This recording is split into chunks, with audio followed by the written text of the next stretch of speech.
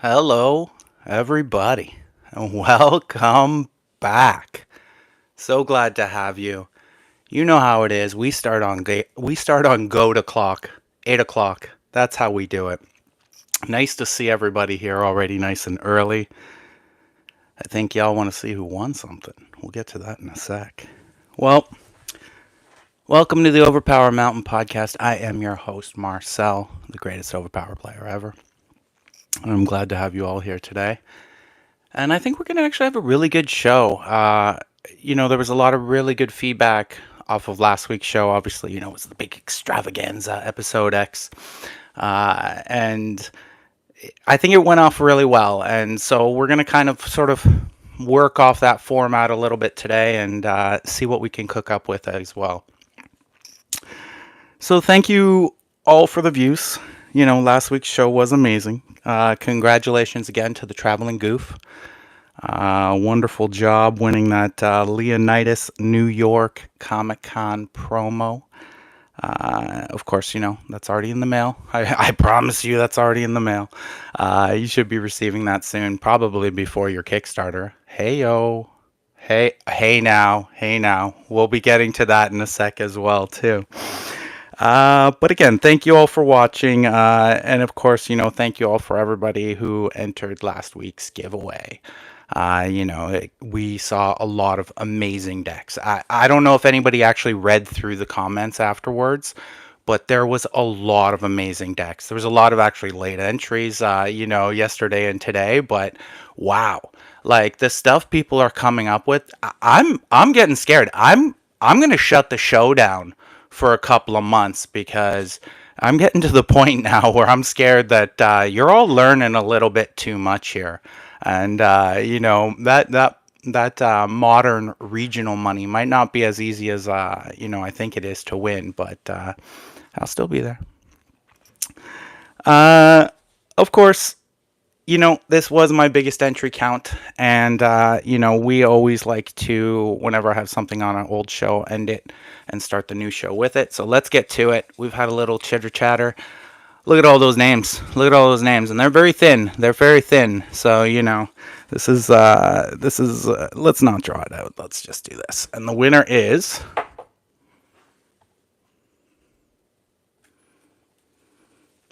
long time viewer, Sean Home Run Derby. Congratulations, my friend. You will be winning the 30th anniversary set. This card, signed by me, one of one. This is coming to you.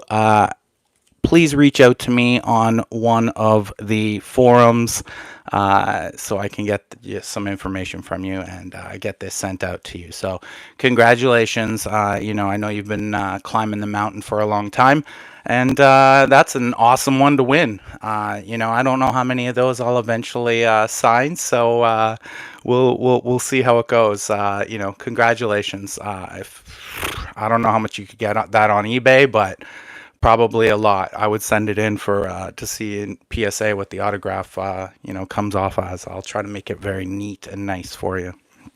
So congratulations. Let me just write this in my magical book here, my friends. So Home Run Derby. You knocked it out of the park with that one, Sean. Love it. So congratulations. I will send that out again. Please send me all your info and we'll make sure that happens for you, okay? So let's start this week's show, shall we? And how do we do that? Oh yeah, that's right. Overpower. Overpower news. You think it would be a slow week, and then you just have to start to look and read between the lines. And I know we're all like level 1000 excited about everything that's happening and what's about to show up for us. Cards are shipping. As of Joe CEO yesterday, cards are shipping. Cards are out. Cards are going. Cards are headed towards you, me, everybody who did the Kickstarter. You could even get them as early as Friday, potentially. I doubt that. I mean, I think that was a crazy, statement to make. But, maybe if you live literally 10 minutes away from cardio and they pick it up and they deliver it to your house on the same day, I mean, you never know. Things are possible. The card gods are all on our side right now, everybody. That's for sure. But probably more like you'll be getting your cards all through like next week for the most part, maybe the following week for us Canadians. So, boohoo as that goes in the grand scheme. But it's on its way. I'm excited. You're excited. We're gonna now all of a sudden get to start to see all these breaking episodes. And, I hope you all don't watch a single breaking episode by anybody else but me, or at least wait for mine to watch first. But it's going to be so hard because even myself, the first person who gets a box and they put it online, it's just going to be viewable material. I'm going to want to see it. You're going to want to see it. Everybody's going to want to watch that. I'm going to do mine a little bit more upscale. I've really been sort of watching some break episodes, so get ready. It's going to be fun. We're going to go through a lot of reactions. And the hot topic of this week for the news, which is, of course, seem to be the foil drop rates. Everybody was very curious what's happening, what's going on, and of course, some news dropped, in a podcast that happened last night. Very, very small news, but if you sort of picked it out, there was quite a few little fun tidbits that we're going to get to go through. And of course, me being a little bit close to the people who do make the new card game, I just confirmed a lot of stuff, and here we go. So this is the confirmed with Joe CEO. So some characters in the ERB set could have up to 2 to 3 variants off their base character. Some people might have 4 versions of themselves. Now, this is really fun. I think it really allows a lot of people, even if you're going to start running into similar metas, that at least you can have different visual approaches to the deck that you bring to the table.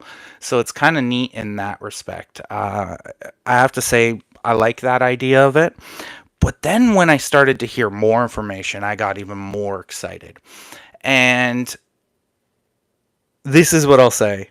He said there are 15 ultra rares, like above the rare slot that happens. So these 15 ultra rares, they may or may not come in foil. So you can get a foil version of the ultra rare, or you can get a non-foil version of the ultra rare. And then it goes on to state, or Joe goes on to state, and confirmed, of course, all of a sudden, these ultra rares that are in a foil version are 1 per every 3 boxes. What? Like, what? So you're telling me, and now these 15 ultra rares, that's going to be 15 alternate versions of 15 out of the 41 characters. So there's only 15 of these, like, super rare version, alt versions that are going to be out there. And it's going to be big. We talked a few times as we're sort of going through the show about, rarity, what's gonna, possibly go off. We talked about, Herc alt heroes and foil versions. Now, the one thing I really loved that I heard, and that was confirmed as well, is that because of the level that the Kickstarter got to, ultra rare, rare, uncommon, and common all have potential to be a foil. Now, there's randomness through all that, because all of those can have potential to be non-foil and foil now. Now, because of this, you can now, and you've seen them, or if you don't watch that kind of stuff, if you ever, stumble across a Pokemon breaking pack, God pack, you can just type that in and you'll see what I'm trying to reference. There are opportunities for, because of the randomness, this is a complete randomizer, you could now potentially get these God character sets where you're actually going to get the character, maybe even an alternate version of them on the back as well.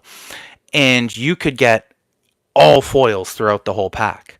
Now, This also is really neat to me because this is going to create some really fun effect where, things like a Merlin Negate foil is just going to be like one of those sought after cards. A Zeus 9 foil. Ooh, will that ever be one of those sought after cards? Because you want three of them in your deck, 4 or 5, 6, how many ever potentially you go crazy with. We talked about him last week, he's a little upset with me. He got left out of the God episode, but, he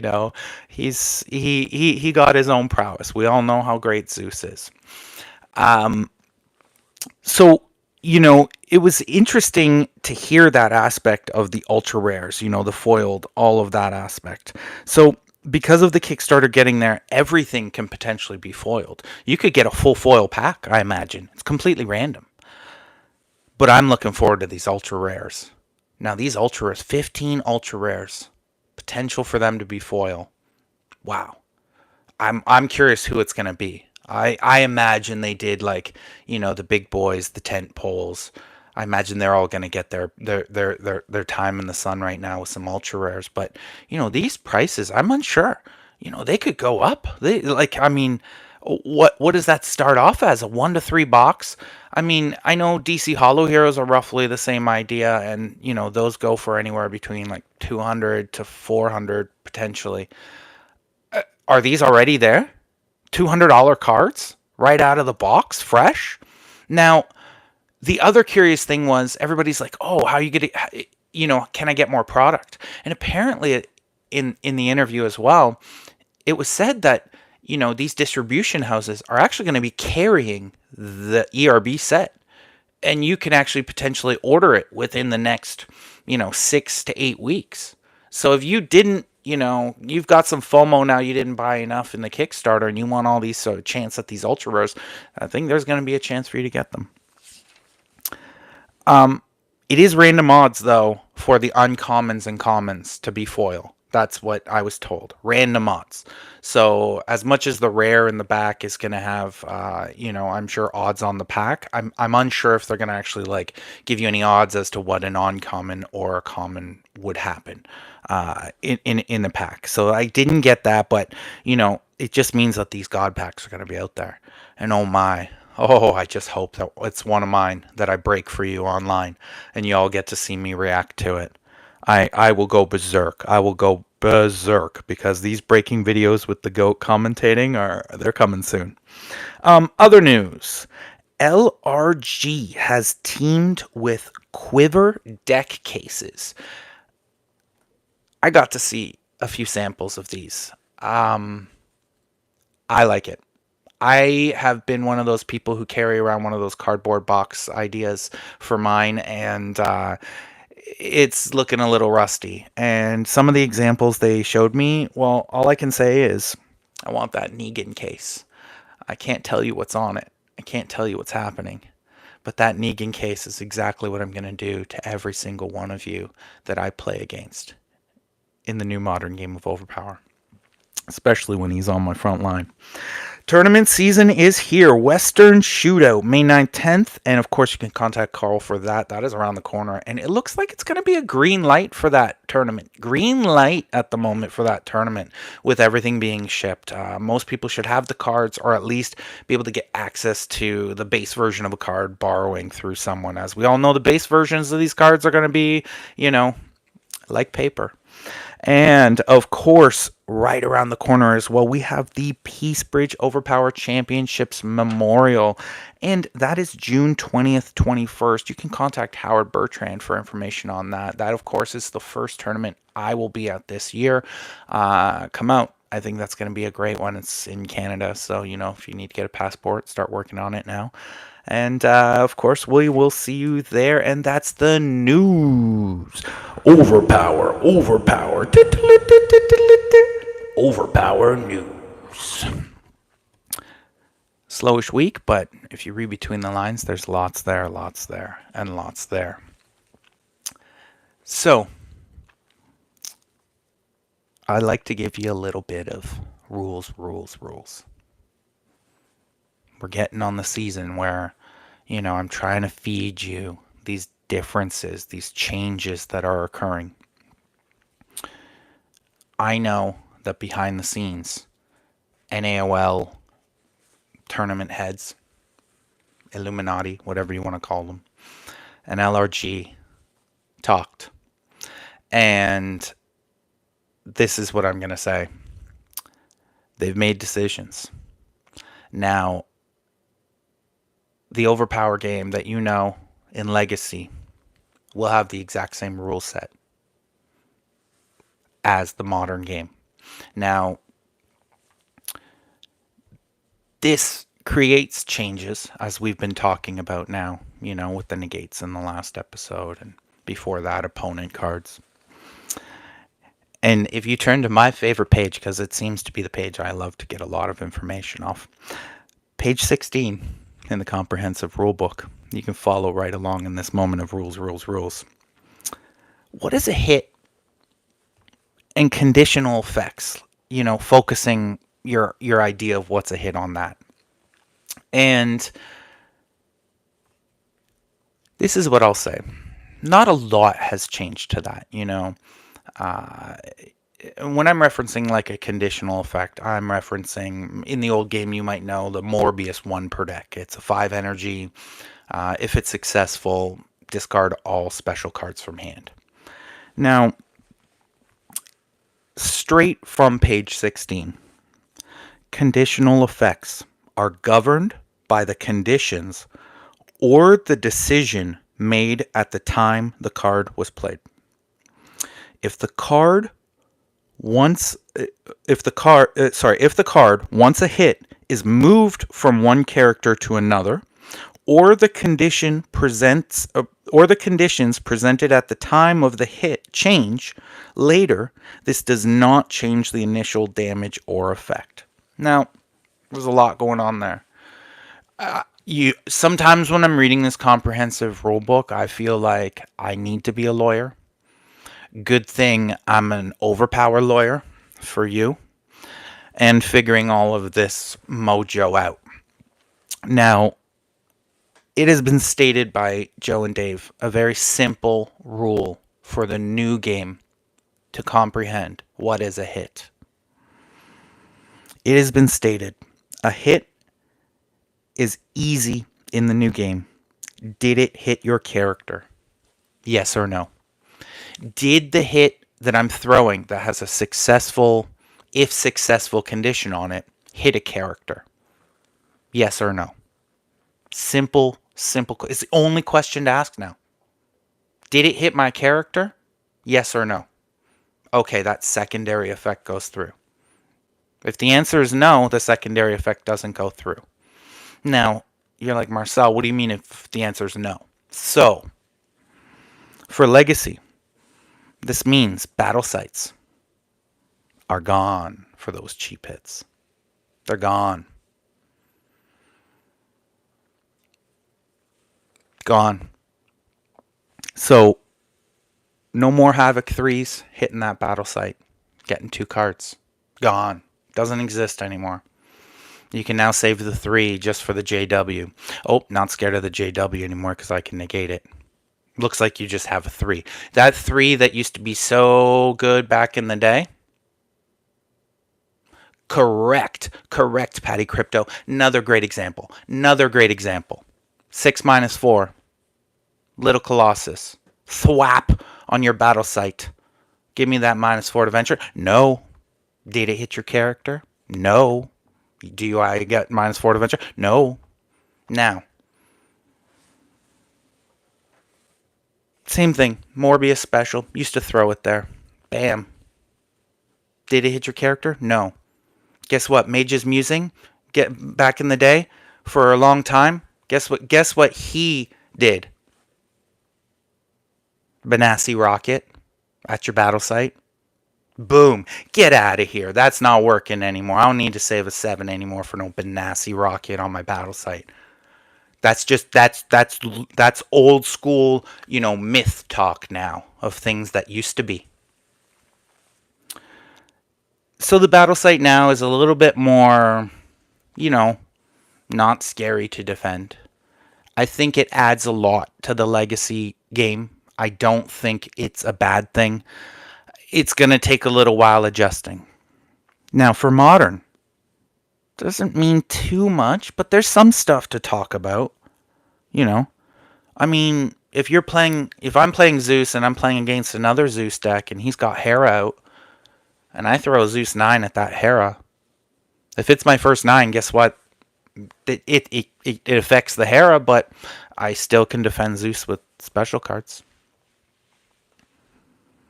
If I throw, same example, if I throw a Zeus 9 into Cthulhu distracting intervention, which is like the old school, bodyguard or EB special from old Overpower. Now when you have these secondary effects and you throw into one of these wall cards, now the secondary effect no longer works. Now, that was already starting to aspect in the Legacy. That was already something we were doing in Legacy. But it's something to think about. It's a micro change. It can affect small interactions of cards. And I'm just here to sort of always give you that extra information to sort of assist you, when we're going now, we're all pushing for the top of that, modern Overpower mountain that's about to start forming and growing out of the ground. I'm racing to the top of it. And as we do, these micro changes are going to be what separate the people who get up there faster than others and who can understand the depth of the game faster. And this all just comes through experience. So, when you get the cards, if you have nobody literally in your township, you need to create one to play. I've seen online games that are a little bit different. Online games not per se for me. I think there's a lot more mental to it. I personally also like to really read people while I'm playing. I think there's a big aspect to that. I'm sure it's like online poker to real poker. I'm a real poker kind of player. But when it comes to modern, sorry, I don't know why I tangented off right there, but when it comes to modern with these sort of rulings, and even in Legacy as we transition, you're going to be able, if you're ahead of the game with these rulings, you can find these little card combos, you can find these little things that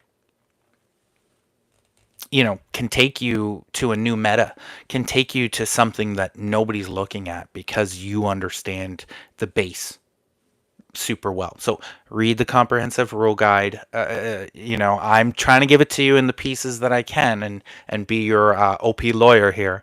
But, do your best to get through it. There's not many uber changes that super change the game, but there's little things that, you're going to need to know moving forward. So that is rules, my friends.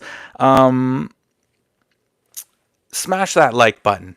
If you're enjoying the show and you enjoy my show and you enjoy what's about to happen right now, the OP topic, smash that like button up there. Don't be scared. I appreciate it. It's time. You don't come for the news. You don't come for the rules. You come for the knowledge. It's time for the OP topic. This is what we've all been waiting for. Thank you all again for joining me. I'm reading through these comments as we go through, and I try to work with them, but I also want to make sure we're in some sort of timely manner. I think today we might actually have a little time to open up some questions at the end and chat through everything. But I'm so glad everybody's here. It's going to be another big episode, and I would suggest sticking around till the end because you just never know what can happen on a show here in Overpower Mountain. You never know what the weather's like and what could potentially happen. So, with that being said, let's get to the OP topic. I am a god. I am a god. As I'm a god in the OP world, on the Platinus platform back in the day, I actually used to go by OPGOAT. Very, very bold statement, especially even back then. But I'm a benevolent god. As you know, I just want you to rise up with me, my friends, to the top of this OP mountain. So when we talk about gods, we talk about some big tent poles here. ERB, they didn't mess around with this game. When whoever designed the ERB tent poles that I've discussed with you so far, I think they did an incredibly great job of both intertwining the character with the special ability. And, I'm coming around to the threat level because as I'm building decks, the little minute counts really, really do make a change. Now, I don't agree with all of them, throughout the whole set. I think there's a lot of threat levels that could have been, one or two here, but that's neither here nor there. We're going to actually discuss threat level and how I think they looked at it and assessed it, and how I think maybe, just maybe, they may have overlooked certain aspects of the threat level. So let's get to our first character. Ra, the sun god. Ancient Egyptian culture, I think, is one of those things that wows a lot of people. It wowed me as a child growing up, and I think it wows me now, even as they still find to this day new things. And anybody who knows me personally knows, ancient culture and ancient religion is one of actually my weird hobbies and pastimes. We'll leave it at that. If I ever meet you at a bar, we can always talk about Sumerian culture together. But, Ra is one of those gods that I've personally read a lot about. And when I saw he was going to be a character in the game, I was just like, wow, I hope he's one of the best. And then, of course, I saw through spoilers that he was going to be an 8 energy, and I was like, we're leaning. We are leaning towards something here. And I said, and then I started looking at threat counts, and I started understanding everything. I was like, well, Ra's only a 20. And I was like, in my mind, I was already like a little let down, because I was like, he's an 8. He's an 8, but he's a 20. In their, by their words, he shouldn't be that fantastical when it comes to his specials. And then I looked at his cards and I was like, whoa. 4 1 per decks, 2 non 1 per decks, 4 1 per decks. He's got some power. 1 per decks aren't just cheap little cards, especially not in ERB and Worlds. So we looked, and by we, I mean myself, I guess all my personalities, at the Eye of Sekhmet. Target character must remove 1 placed card from the game of Ra's choice. If successful, opponent must search their draw pile, dead pile, and power pack and remove all copies of the discarded card from the game. And then you can reshuffle your garbage draw pile after I just took 3 of the best cards out of your deck. Out of your deck. Just took them out. Boom. Gone. Oh, those specials that you love? Those negates? You playing Merlin? You better have had one. Because if you don't have one, you ain't got no more for the whole game. And no web-headed wizarding, nothing. Because they're removed from the game. From the game. Oh, you're playing against another team and it's a mono 8 deck? All your 8s are gone. Gone. Get rid of it. What are you going to start doing? You're going to start seeing Ra across from you and not placing your 8s all of a sudden? Like, you're going to have to start playing these crazy games until you see the Eye. That Eye of Sekhmet is... that's going to destroy decks. Like, think, even when a meta gets figured out and it's a 2-carder, 3-carder that you put in your deck, boom, gone. I no longer like you to have that combo, ever. Especially in Modern. Like, in Modern, I'm sorry, is this the best OPD in the ERB Modern era? Like, is it the best one that was created? Because I think it was. Maybe all of Overpower? Like, remove from game. Like, is it maybe the best card, period? It could be. Like, the surreal power of it, that you could do the specials, you could do the power cards. You know, if people start getting crazy and they're doing like 3, 6 any power teamworks, guess what? Get rid of them all. You know, if that meta starts to occur. Wow. Wow. Wow. What a card. What a card. Best one per deck. You could just that card alone, he could be playable. Just that card. Like, if this was like back in the day Legacy and there was like a raw character and he had that card, whew. Wow, would he be good. Whew, wow.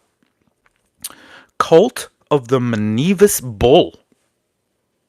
Non-1 per deck. So let's talk about a non-1 per deck. Because, you know, raw's stacked. And non-1 per decks are always, you know, usually they're offbeat in ERB. They're either going to be like, you know, a medium top tier good, or they're going to be like a lower tier, maybe I'm going to add it, maybe I'm not. He got 2 that you're adding. You're adding these cards. Now, the cult here of the Manevus Bull, it acts as a level 6 combat or intelligence multi-power attack. Oh wait, is there a big Hercules meta occurring?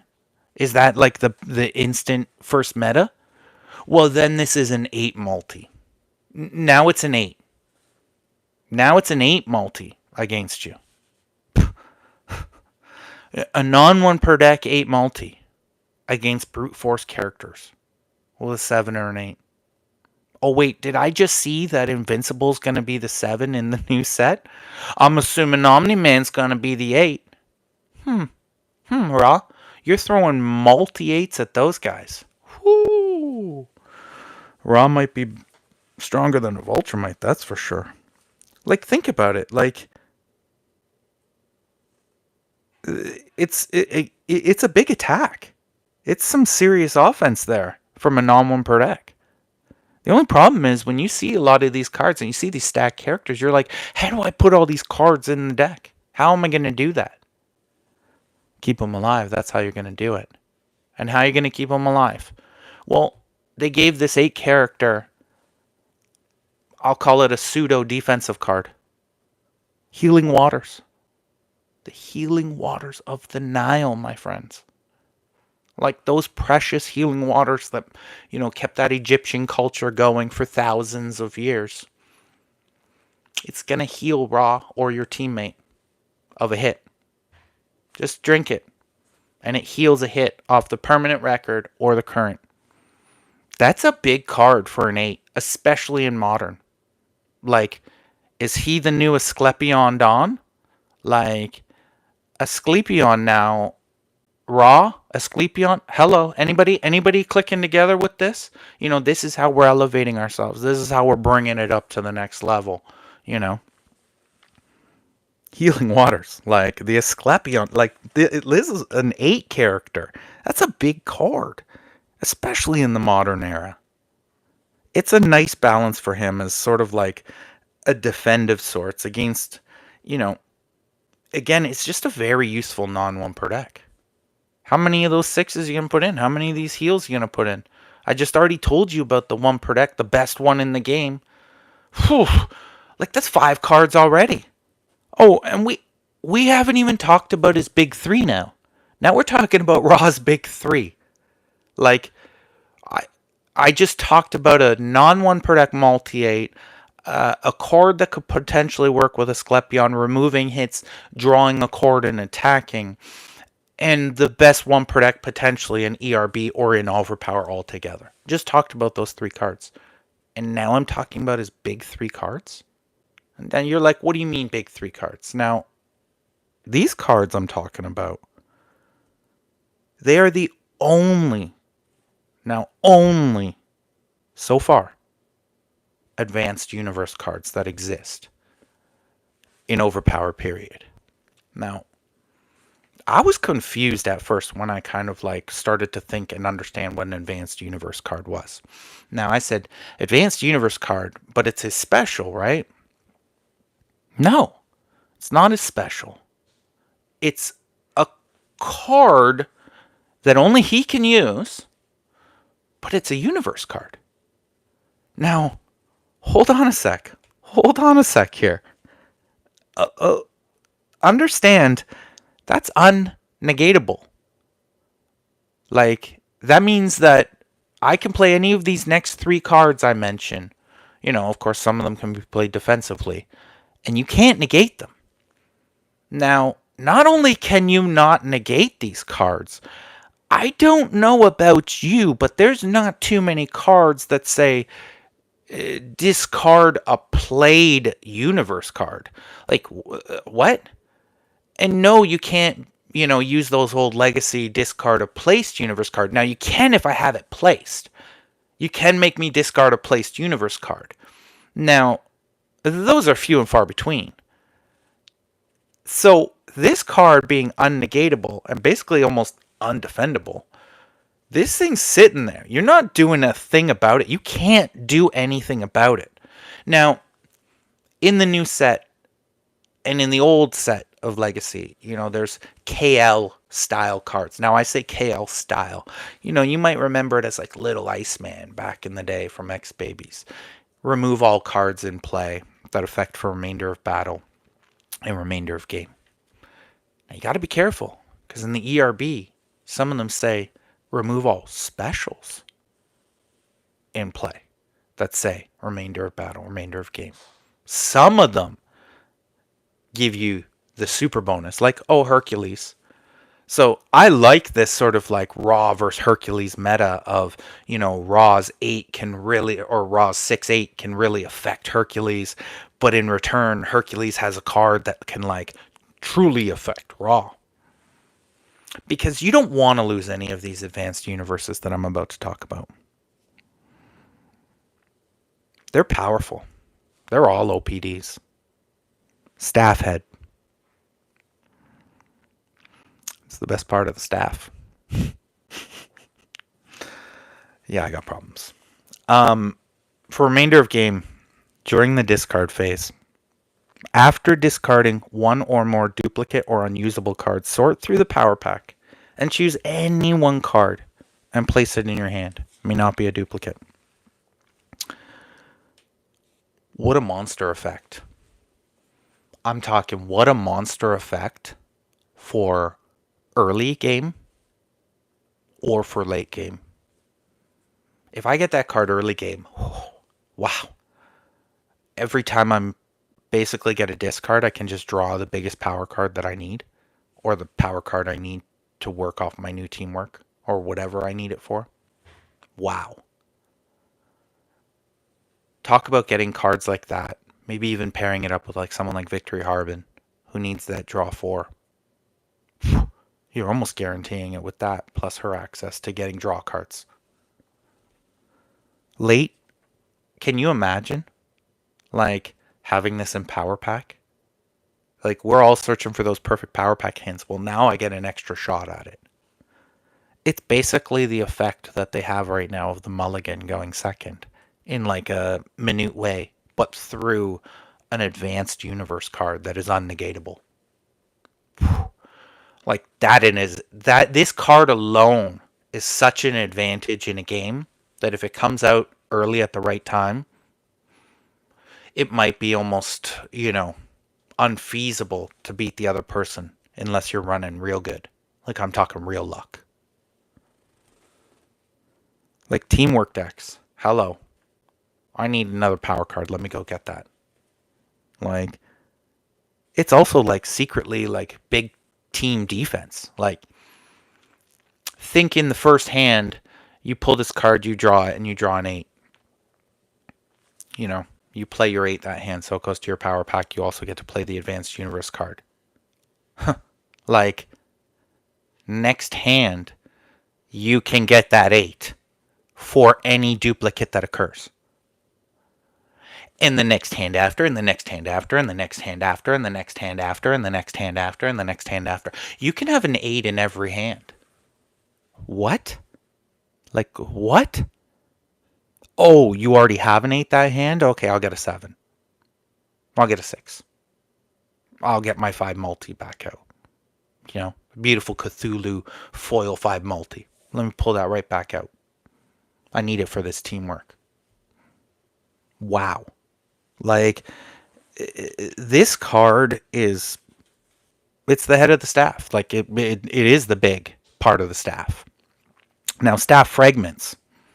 For remainder of game, during the venture phase, Raw may discard 2 cards from the top of the draw pile into the dead pile to venture 3 mission cards with no penalty. If you're running an aggressive aggro deck, I could see some real benefits to this. However, being as medium a card as it is, it sadly is a must-add, for the inherent ability purposes and the effects. And we're going to get into that in a sec. I find this card medium. I think there are benefits to it. But now you know me, and you know we talk about it. And we discuss how many non-venture cards can you put in a deck. Now, normally not a lot. He has great cards that also work, but a lot of these cards he's producing are not giving you venture. But are they giving you enough advantage on the back end of a game? You gotta add it. Staff fragments. Now, the little shards of the staff. This card is a hidden powerhouse. Raw's whole team power cards, that's hard to say, are +2 to defense for remainder of game. Whoa.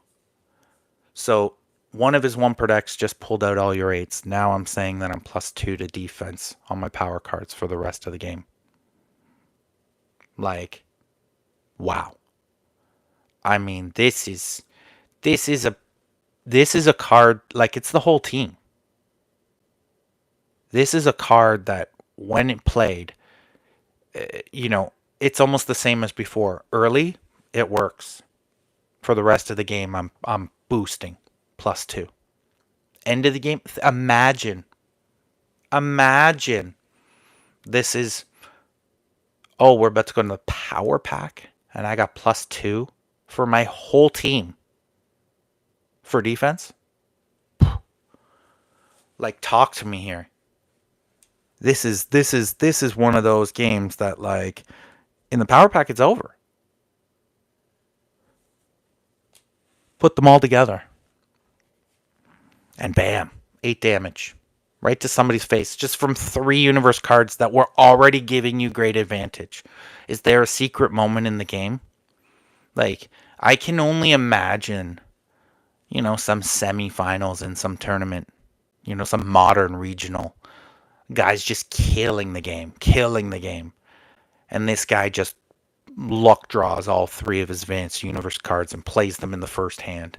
Concedes, and then we get to the next hand, and game goes on, and we're getting near the end of the game, and the guy's just not thinking straight, and his character's at 12, and bam, he throws 3 universe cards and says that character's dead. And you're just like, no, there's nothing. Gone. You pair up Raw with, Cthulhu. Get that -5 out there. Like, if he has a 7 on him, and you got that -5 out there, and then you get those 3 universe cards, bam, the guy's dead with a 7. Like, there's combos that are gonna happen, because the game is gonna be different now. Now, Legacy, who knows? Modern, wow. Raw is a powerhouse in Modern. Like, I'm talking big time. He is a sleeper big bad for a 20 threat level. 20 threat level. You get to put so much extra around him because he's only 20.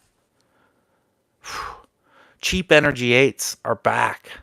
It's a sad thing that happened in the old game where these cheap energy 8s used to, like, let you flex out on all these other crazy characters, and it's back. Let alone, we all know that you could just put Wicked Witch and Raw together. 1920. Ooh, I got so many points now. So many. Like, and I have 2/8.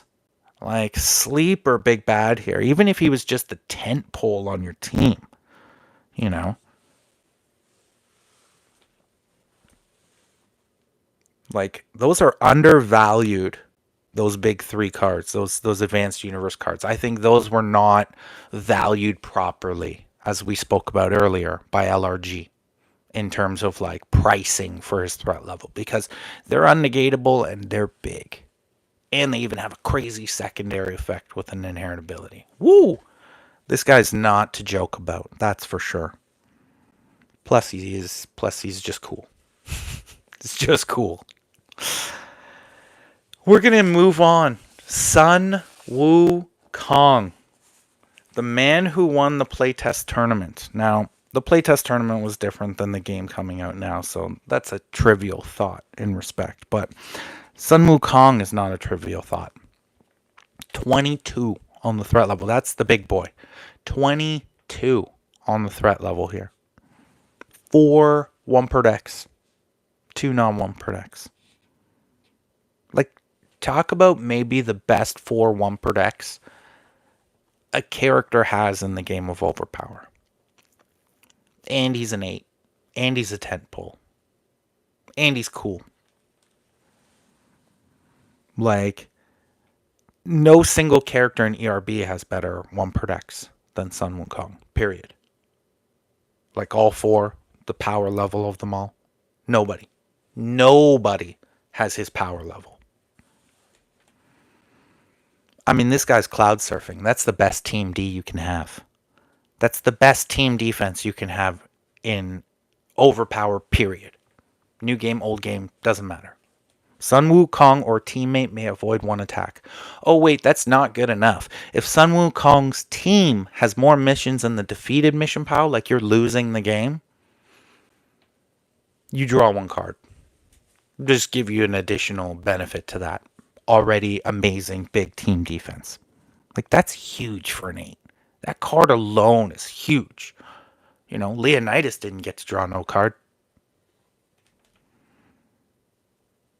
Then the bonus advantage, like to place and concede style players, to play someone like Sun Wukong.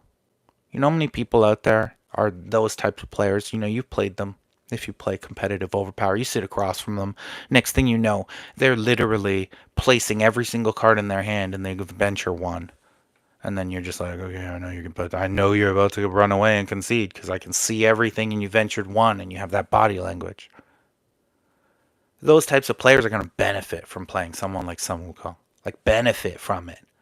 That's scary. That your play style now can even come into effect in the game of Overpower with certain characters. I love it. I love that you can cater your whole thing to a certain somebody. Like, it is, like I said, it's the best D, OPD, and ERB. Now, that's a tongue twister. Say that one a few times fast.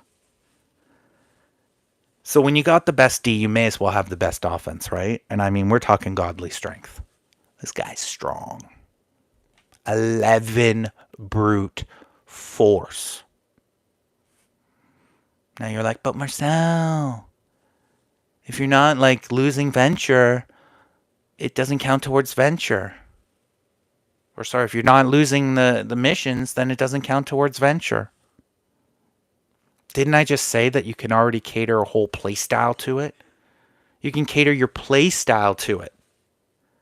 But oh wait, let me tell you something, because a lot of people didn't get the experience that I've had, and that's why I'm here to assist you and bring you to the next level of the mountain. I played Juggernaut all last year. Now, Juggernaut has a very similar style of card.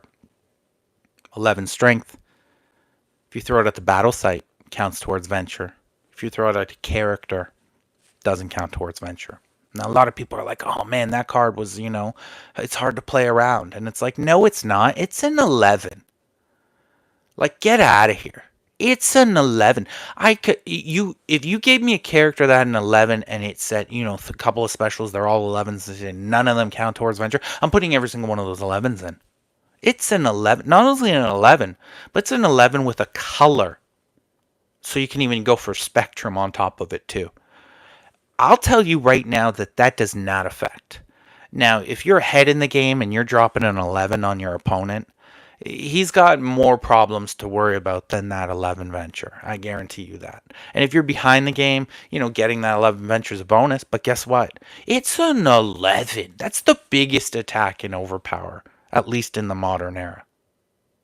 Whew. Best defensive card, best offensive card, or at least versions of it. Wow. And it's an offsuit. It's not even on his main suit. It's not even like that, It's Iron Fist all over again, friends. There's not even a negative effect to it though, like Iron Fist, to play it early, because you can play it anytime you want in the round. It's a big attack, and there's not many in ERB. Those two cards alone, again, playable character. Then we talk about transformation trickery. This is where the character goes from, classic tentpole big bad to, wait, let me start to think, is there a combo here that I can start to create? He's got his own personal combo built in. Transformation trickery. Choose Sun Wukong or frontline teammate. Any attacks made against Sun Wukong's team may be shifted to the chosen character for the remainder of battle. Character may defend. Now, you can already play, characters with teammate avoid or avoid one attacks themselves. You can already go in that direction and funnel, if that's what you're thinking. But when you think, what could complement this card perfectly? Oh, maybe a grasp of the 5 elements? Yeah. Oh, what is that, Marcel? Oh, it's discard all place cards on Sun Wukong and remove all hits from the current battle and permanent record. So I choose Sun Wukong. And I funnel all your attacks. I use all my place cards nice defensively. And then I just go, take it, take it, take it. Oh, he's not dead. Okay, now remove everything. All your KO pressure gone. Haven't we been talking? This new modern game is all about KO pressure. And now I just eliminated every single bit you had. And you're like, oh, but I can spread the hits. It's not all going to go to Sun Wukong. Well, not when Transformation Trickery's out there. It's all going to Sun Wukong. And then I'm removing everything. Oh, but you have to discard all place cards. Don't worry, I'll use them very efficiently before I have to discard them. And if I have to, guess what? I'll still do it to get your KO pressure gone. Whew! This is what I'm talking about with a character. If that's not enough, could there be a big Hercules meta? Because if there is, something like Stone Skin is like a gold card all of a sudden. You're avoiding a brute force icon and not getting attacked with brute force anymore for the remainder of battle. I love that some of these other tentpole 8s have these built-in almost like anti-metas against other teams now. It's really going to be interesting when we all start playing. Really going to be interesting. The fact that he has his own synergy with his own specials to create his own combo, has the best team defense, has the biggest offensive attack. He can defend himself now against strength or brute force as well. Oh, wait. He's got the Staff of the Monkey King. It's not 3 cards broken up in one. It's a single staff here. And it's the Monkey King staff. You know it's going to do something good. This is not just any staff. This is the Monkey King's staff. I love it. It's almost kind of like the new White Tiger. Whoever made this character, I think, had Heroes for Hire deep in their brain. And there were things, and they were like, Heroes for Hire always needed a great defensive card and you remove all the hits and, flip all the hits. They needed all that. And, we can't just give him a straight out white tiger. This isn't the Count of Monte Cristo. We're not making the best character in the whole set here. We got to give him like a pseudo white tiger. So let's just make it on suit. That's very white tigerish, but just remove one universe card. Didn't we just talk about a character that has universe cards that you really need to get rid of? And Rob better not be placing them if he's playing against the Monkey King. He better just be playing them straight out of hand. And then you got a chance to hopefully get through a round where you can concede it. Whew. Staff of the Monkey King. I wish it was an offsuit. That's the only thing I can say about that. What a big character. Lots of combo. Lots of classic OP play style to him. What a big tentpole. People are going to do big things with the Monkey King. Sun Wukong is... I'm curious. I'm so curious. Where is this all going to go? Like, the Monkey King might have it here. But then we have to talk about the myth, the monster, the legend, Cthulhu. I can never spell that name right. I think I actually misspelt it in the description of this episode. But I got it right here on my notepad. Cthulhu. 2 1 per dex. 4 non-1 per dex. 22. So he's a big boy. He's 22. That's the big styles going on. He's the big boy here.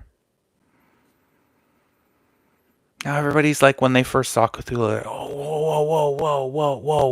Reserve character. Oh my God, he's got these cards. I could play him in reserve. This is what I'm going to say. You can play a Cthulhu in reserve. I can do the same. In Legacy, guess what I could have done? I could have played Starjammers in reserve too. Could have done it. Should you do it? Now, that's an extreme example, you might say, Marcel. That's an extreme example. But is it? Let's get to some of these cards. Is he a reserve? Is he a frontline? I mean, already his inherent ability is pushing you back there. He can use intellect, teamworks from reserve. That seems advantageous, especially in Legacy. I mean, Legacy, he's a whole different monster. A whole different monster in Legacy. The reserve aspect of him in Legacy, it jumps 1,000-fold exponentially. The Call of Cthulhu. The big card everybody talks about when they think about Cthulhu. The 1 per deck -5. Opponent's character's hits to KO are -5 for the remainder of game, may be played from reserve. Now, I'm trying to remember the character that had this in Legacy. And their 1 per deck was for a single character. A single character. This is for the whole other team. I believe the special was called Mask, but I still can't remember who Morlocks? Oh, I got it before he said it. If you could catch timing on that, I said it before he put it in the comments. Whew. Like, everybody's already talking about this. Like, let's do the Call of Cthulhu and Power Mimic. Like, -10 to your whole front line. -10 to your whole front line and 2 cards? Oh my God. What are you going to do to that? Like that, and then you play something like, I think even the Marauders. I think the Marauders even have like the whole front line of your team is -3. There's things you can do if you put this guy in Legacy. But in Modern already, that's huge. That's huge. Like, your whole front line's -5. We're already talking about a KO pressure game is -5, and you can use it from reserve. Now, in the Modern game, putting your 8 stack in the back when you may only be getting a chance to play a mono 8 is where I'm starting to get at with why I don't think it's going to happen. Now you can stack and like play a different style of game, but I think the way the game's going to shape out, he's going to be a frontline bad boy. And that Call of Cthulhu already is a big card. Like a big card. Distracting Interventions. As I mentioned, another reserve access card. The Bodyguard of old, the EB, the Sandman for Silver Sable. Put in front of your character, can attack. Now those ones were all like for remainder of battle. This one's for remainder of game. Again, I can be throwing blocks up on my whole team. We're throwing blocks up there. Whew. That's wild. Now that's a defensive card for an 8 as well. So on the front line, all of a sudden now you got a defensive card for your team as well. Now I get, you can work around it. There's tons of things. But in a game where you could potentially put him with a teammate avoid character, put the roadblocks in front of that character so your teammate avoids go off. There's things. There's things you can do. This card probably in Legacy is a little bit better. But again, a little bit of a bump for a character like him in Modern. The Network of Fanatics. This is an axe as a level 3 energy attack. Up to 2 frontline teammates may make additional attacks. Now, you can also access it from reserve if you discard a card placed or in hand. That's ridiculous. I would never pay that cost. Now, you may see the opening. You may see the opening that you can throw that and kill a character and gain advantage. But that cost is ridiculous for the 3 access from reserve. Now it's free when he's in the front line. You're just telling me that he just got an Invisible Woman 3 that's free, no cost, when he's on the front line? Whew. Like, this is the type of non-one production. Like, it's its own teamwork, except with any cards. It's a big card, and it's offsuit. Wow. Like, the Network of Fanatics, it's one of those, like, I always used to call it, the Invisible Woman 3 was one of those, like, hidden gem, non-one products that even when you place it, it seems, frivolous and harmless. But it's offsuit, and it's following up with a lot. That's his reserve access, plus that 7 intellect. There's enough there to make him a reserve thought. But if you make him your tentpole up front, well, now all of a sudden we got the Ancient One up front. The Ancient One, Cthulhu.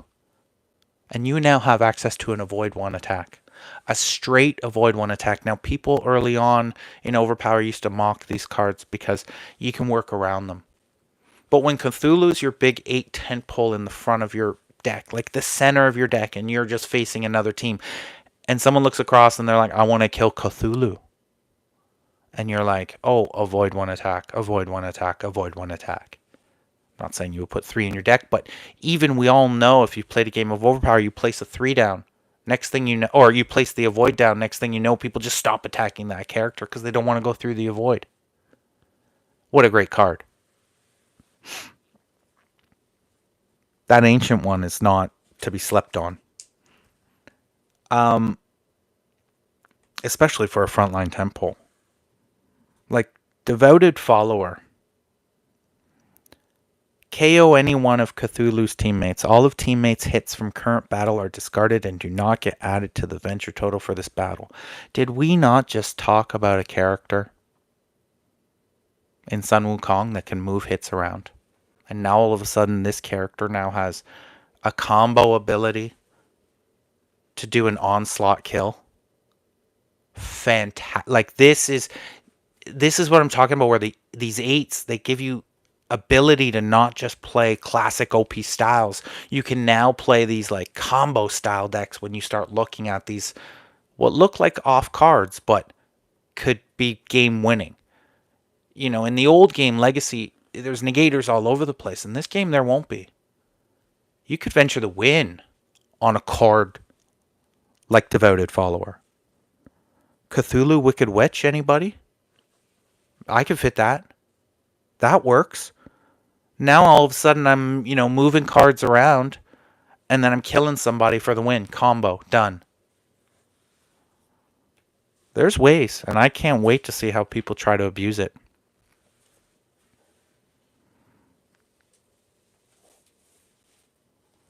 Might be easier to abuse in Legacy, but I think there's going to be ways in Modern. He will be a beast in all formats.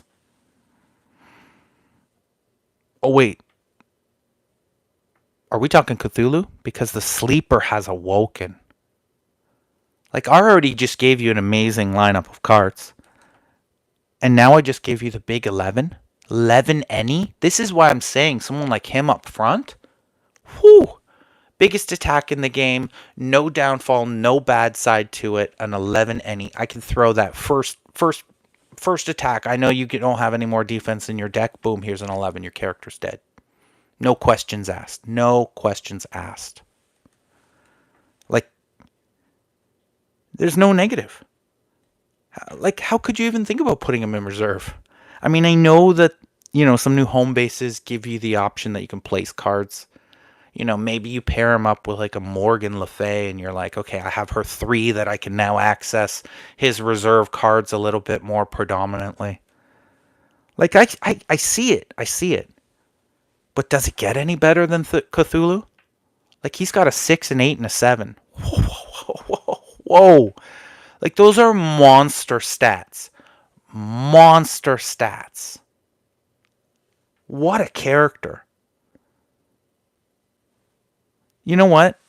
Let's do it for the Call of Cthulhu. It's giveaway time. I'm crazy. I'm crazy. I appreciate all of you watching this show. I appreciate you all sticking with me. I'm crazy. Let's do it. Let's just do it. Let's just do a giveaway here. Now people are like, was that Cthulhu? Oh, that was Cthulhu, my friends. That was Cthulhu, my friends. Is that a foil? Foil Cthulhu? Uh-oh.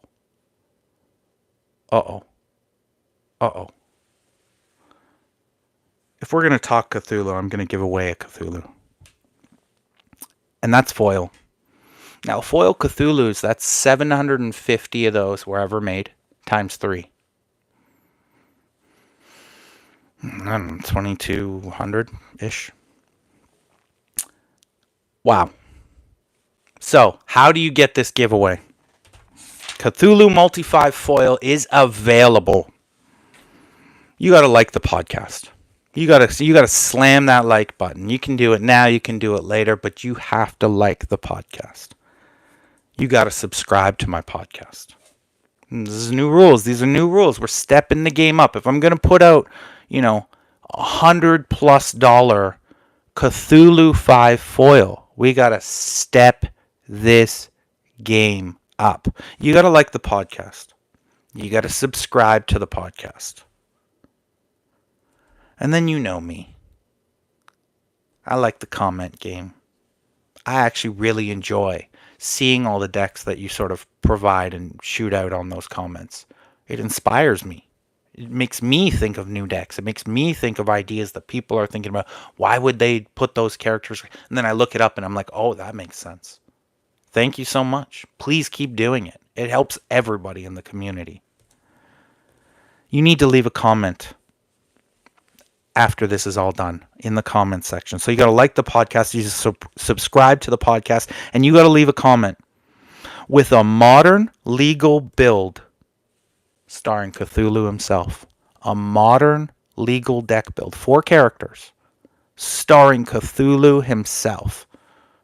Use them in reserve. I want to see it. Use them front line. I want to see it. Like the podcast. Subscribe to the podcast. Leave a comment after you've watched with a modern legal build starring Cthulhu himself, and you could be like Sean Home Run Derby and be winning a card here on the Overpower Mountain podcast. The draw will be on episode 12 next Wednesday, 8 p.m. We're all going to have cards. I want to talk to you. We're all going to be excited. And we're going to draw for that Cthulhu 5. Because if there's multis in this whole set, you may as well have a chance at, one of the rarest, biggest multis there is. Thanks for watching tonight. Or rewatching later. Or watching for a second or third time. Because there's so much info in these episodes that you need to watch it that many times. And if you're like me, any Overpower, anything right now is just level 20 exciting. This is the Overpower Mountain Podcast, and I am the Overpower Goat. So keep thinking Overpower, deck building, and getting to the top of the OP Mountain. Good night, my friends.